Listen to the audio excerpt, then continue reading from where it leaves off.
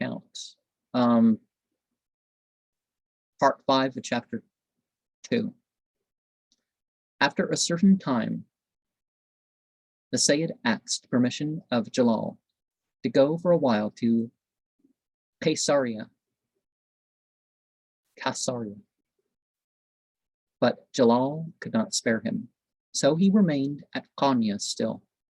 Somewhat later, a party of friends took the Sayyid out for a ride among the vineyards. The thought occurred to him that without saying anything to anybody, he might now easily abscond and get away to Caesarea.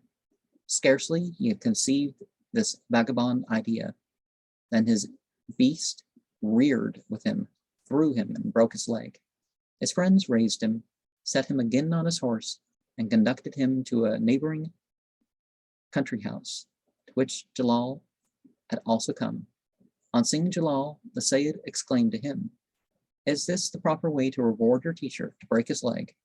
Jalal at once ordered the Sayyid's boot to be removed, and saw that his foot and toes were crushed. He now passed his hands along the injured limb and blew on it. The limb was at once restored whole. Jalal now granted permission, and the Sayyid forthwith proceeded to Caesarea.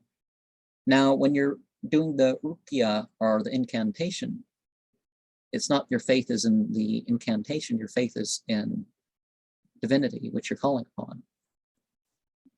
And the prophetic ways that have been passed on to you, or the scholarly interpretations thereof, or mystical interpretations.